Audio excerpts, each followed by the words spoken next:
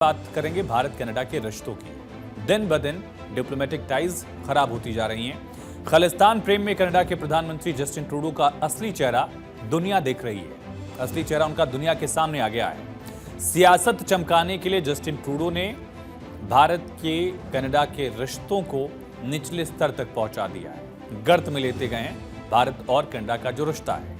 भारत पर झूठे आरोप लगा लगाकर जीत का ख्वाब पालने वाले जस्टिन ट्रूडो की दाल जब नहीं गली तो अमेरिका और ब्रिटेन की शरण में पहुंच गए। अगले साल यहां चुनाव है, उससे पहले ये राजनीति खेल रहे हैं, लेकिन एक मुल्क से, एक शक्तिशाली मुल्क से भारत के रिश्तों को दांव पर लगाकर भारत ने जब जस्टिन ट्रूडो और उनकी सरकार के झूठ के पुलिंदों का पर्दाफाश कर दिया, बता दिया, आईना दिखा दिया कि आप झूठ बोल रहे हैं, तब दुनिया के सामने ट्रूडो झूठ पर झूठ बोलने लगे।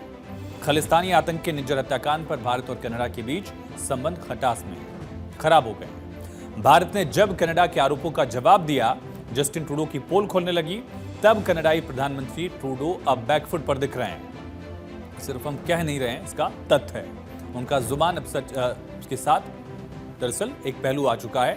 उनकी सच्चाई जो है वो जुबान पर आ ही चुकी है। ट्रूडो ने कहा क्या है, पहले ये सुनते हैं, उसके बाद बताएंगे कि कैसे उन्होंने अपना झूठ खुद कबूल कर लिया। And at that point it was primarily intelligence, not hard evidentiary proof.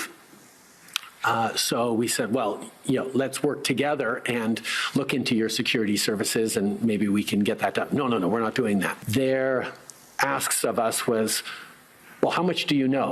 Give us the evidence you have on this. And our response was, well, it's within your security agencies. You should be looking into how much they know. You should be engaging us. No, tell us what you know. Show us the evidence.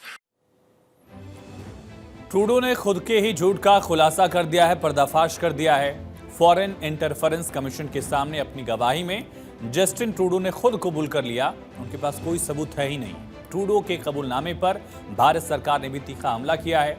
भारतीय विदेश मंत्रालय ने statement जारी किया और ये कहा कि आज हमने जो भी सुना है वो उसकी ही पुष्टि करता है, जो हम लगातार कहते आ रहे हैं कि कनाडा ने भारत और भारतीय राजनयिकों पर लगाए गए गंभीर आरोपों के समर्थन में हमें कोई सबूत नहीं दिया। इस लापरवाही भरे बर्ताव से भारत कनाडा के संबंधों को जो नुकसान हुआ है उसकी जिम्मेदारी सिर्फ और सिर्फ कनाडाई प्रधानमंत्री जस्टिन ट्रूडो की है। भारतीय विदेश मंत्रालय ने क्यों कहा, ये समझिए। याद करिए 2023 का साल, जब यही जस्टिन ट्रूडो अपनी देश के पार्लियामेंट में निज्जर हत्याकांड के बाद खड़े होकर ये कहते हैं कि भारत का इसमें हाथ हो सकता है। इंडियन एजेंट्स के शह पर यह मर्डर किया गया है, निज्जर का कैनेडियन सॉइल पर कैनेडियन का मर्डर किया गया। एक आतंकवादी को वो अपने देश का नागरिक गर्व से बता रहे थे और उसका मर्डर करने को लेकर भारत पर आरोप लगा रहे थे। उस वक्त भी भारत ने कहा था कि आप सबूत दीजिए, हमें हमारे एजेंट्स शामिल हैं, आप ये बताइए, इसका तथ्य हमारे सामने पेश करिए। अक्टूबर में 2024 में फिर जब मामला उछला, उस वक्त भी ट्रूडो यही कह रहे थे कि इसमें भारत का हाथ है। भारत ने फिर कहा कि सबूत दीजिए अगर ऐसा है। ट्रूडो की विदेश मंत्री ने कहा कि हमने सबूत दे दिए हैं, भारत से हमने सबूत साझा कर लिए हैं। अब 2 दिन बाद ट्रूडो खुद कह रहे हैं कि हमने कोई सबूत साझा नहीं किया, हमने तो सिर्फ इंटेल दिया था, इंटेलिजेंस की जानकारी साझा की थी। सबूत नहीं देने को लेकर खुद ट्रूडो ने कबूल कर लिया कमीशन के सामने कि उन्होंने कोई भी एविडेंस इंडियन गवर्नमेंट के साथ, इंडियन एजेंट्स के साथ साझा नहीं किया है। इस पर उनका झूठ दुनिया के सामने खुलकर सामने आ गया, वो झूठ जहां ट्रूडो खुद इस बात को कह रहे थे कि भारत को एविडेंस दिया गया है। विदेश मंत्रालय ने भी यही कहा भारत कि कनाडा आरोप लगाता रहता है लेकिन वो कभी सबूत दे नहीं पाता है, कभी सबूत नहीं देता है। Several press releases have been issued in the last 2 days putting out our position, which we are very clear that since September of 2023 the Canadian government has not shared any shred of information with us. As regards our stance on the allegations, we will naturally reject false imputations against our diplomats. तो Justin Trudeau पिछले करीब 9 साल से Canada के प्रधानमंत्री बने हैं। इन 9 साल में भारत कनाडा के संबंध खास नहीं रहे, लगातार खराब ही हुए। और तो और पिछले 1 साल से, खास करके सितंबर 2023 से अब तक दोनों देशों के रिश्ते बदतर होते चले गए। एक वक्त पर ऐसा लगा कि शायद डिप्लोमेटिक रिश्ते खत्म ही ना हो जाए। इसका असर कहीं और नहीं दिख रहा है, बल्कि अर्थव्यवस्था पर पड़ने की संभावना भी है कि इसका सीधा इंपैक्ट जो होगा वो कनाडा की इकोनॉमी पर पड़ेगा। कैसे समझते हैं? कि दोनों देशों के बीच जो कारोबार है वो क्या है। साल दर साल निर्यात, आयात और कुल ट्रेड भारत कनाडा के बीच कितना है ये समझिए। साल 2020-21 में भारत ने एक्सपोर्ट किया $2.9 बिलियन का, इंपोर्ट किया लगभग $2.7 बिलियन का, और कुल ट्रेड इन दोनों को जोड़ देंगे आप तो लगभग $5.5 बिलियन से ज्यादा ही हो जाता है आंकड़ा। फिर निर्यात एक्सपोर्ट 2021-20 के वित्तीय वर्ष की अगर बात की जाए $3.8 बिलियन रहा एक्सपोर्ट, और इंपोर्ट भी रहा $3.1 बिलियन। कुल ट्रेड जो है वो लगभग $7 बिलियन के करीब पहुंचा, $6.9 बिलियन तक रहा। 2020-21 का आंकड़ा कम इस वजह से भी क्योंकि कोविड से दुनिया रिकवर कर रही थी या झेल रही थी, साल दर साल उसमें इजाफा हुआ। 2022-23 का आंकड़ा जो आप देख रहे हैं $4.1 बिलियन का एक्सपोर्ट किया और इंपोर्ट उससे ज्यादा किया। फिर कुल ट्रेड अगर जोड़ दिया जाए तो $8.3 बिलियन का कुल ट्रेड भारत और कनाडा के बीच 22-23 वित्तीय वर्ष में हुआ।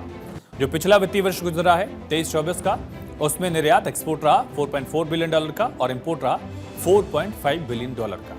यानी हाल के वर्षों में कनाडा का इंपोर्ट जो है वो लगातार बढ़ रहा है भारत के लिए। आपको बताते हैं कि किस प्रोडक्ट का कितना आयात और कितना निर्यात होता है भारत के लिहाज से। ये आंकड़ा क्या है कि हम भेजते क्या हैं कनाडा को और कनाडा से हम लेते क्या हैं, ये आंकड़ा भी आपके सामने है। दरअसल कनाडा को भारत फार्मा प्रोडक्ट का एक्सपोर्ट करता है, कनाडा को एक्सपोर्ट करता है $434 मिलियन का फार्मा प्रोडक्ट, दवाई समझ लीजिए आसान भाषा में, या उससे जुड़े हुए जो प्रोडक्ट्स हैं। आयरन स्टील लगभग $248 मिलियन का एक्सपोर्ट करता है भारत। कनाडा से लेता क्या है ये भी आपको बताएंगे, समझिए। एक्सपोर्ट और क्या हो रहा है, एक्सपोर्ट हो रहा है न्यूक्लियर रिएक्टर्स और मशीन से जुड़ी हुई जो चीजें हैं, मशीनरी जो है वो लगभग $310 मिलियन की चीजें भारत एक्सपोर्ट कर रहा है, दे रहा है कनाडा को।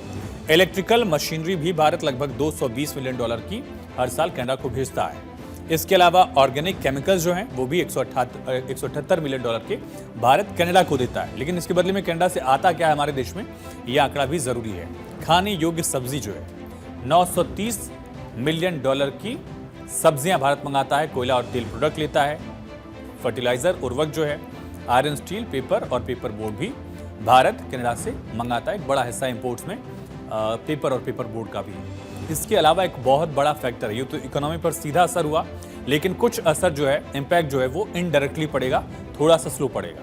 वो क्या है, दरअसल कनाडा में बड़ी संख्या में इंडियंस रहते हैं, भारतीय वहाँ बड़ी संख्या में हैं, और हर साल हजारों छात्र कनाडा में पढ़ने के लिए भारत से जाते हैं। वो फीस भरते हैं, संस्थानों में वहाँ रहते हैं, खर्च करते हैं, इसका भी फायदा कनाडा को मिलता है। और कनाडा और भारत के बीच गहरे व्यापारिक संबंध हैं। लेकिन जिस तरह से कनाडा और खास करके वहां के प्रधानमंत्री ट्रूडो का स्टेटमेंट भारत के खिलाफ आ रहा है, उसके बाद माना जा रहा है कि बढ़ते तनाव का असर अर्थव्यवस्था पर पड़ेगा ही पड़ेगा। आपको बताते हैं कि भारत के लिए किस तरह कनाडा के इकोनॉमिक्स पर प्रभाव हो सकता है। स्थायी निवासियों की अगर संख्या देखा जाए तो कनाडा के PR योजना में भारतीय सबसे बड़े लाभार्थी हैं, लगभग 27%। अस्थायी विदेशी वर्कर्स 22% हैं। 2023 में भारत से आए दूसरी बड़ी अस्थायी वर्कर्स की संख्या थी। विदेशी छात्र 45%, कनाडा में विदेशी छात्र के रूप में सबसे ज्यादा भारतीय हैं। और अब आपको वो आंकड़ा दिखाएंगे जिससे पता चलेगा कि किस रफ्तार में भारतीय कनाडा के नागरिक बन रहे हैं, सिटीजनशिप वहां ले रहे हैं इंडियंस। ये आंकड़ा भी बहुत दिलचस्प है। 2017 में अगर मान लीजिए 2017 में 100 भारतीय जा रहे हैं कनाडा, तो उसमें लगभग 44 से ज्यादा ऐसे भारतीय थे जो कनाडा में ही नागरिकता ले लेते थे। 2018 में आंकड़ा और बढ़ा, यह आंकड़ा 49.2 तक पहुंच गया, यानी हर 100 भारतीय में लगभग 49 भारतीय वहां सिटीजनशिप ले लेते थे। 2019 में आंकड़ा 55.8 तक पहुंचा, 2020 में 58.4 और 2021 तक का जो आंकड़ा है 61.1, यानी हर 100 भारतीय में 61 भारतीय कनाडा जाते हैं तो वहीं बस जाते हैं, वहीं की नागरिकता ले लेते हैं। और 4 आईज का एक फैक्ट भी इसमें समझिए कि 4 आईज क्या है, जिसका सीधा असर पड़ेगा भारत और कनाडा के बीच बिगड़ते रिश्तों पर। इन्फ्लेशन, महंगाई, इनकम्बेंसी, सत्ता, क्योंकि अगले साल यहाँ चुनाव है प्रधानमंत्री पद के लिए और ट्रूडो की लोकप्रियता गिर रही है।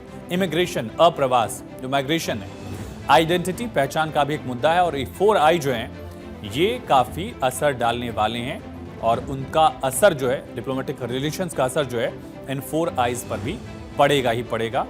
फिलहाल ट्रूडो अपनी सत्ता बचाने की, सरकार बचाने की कोशिश में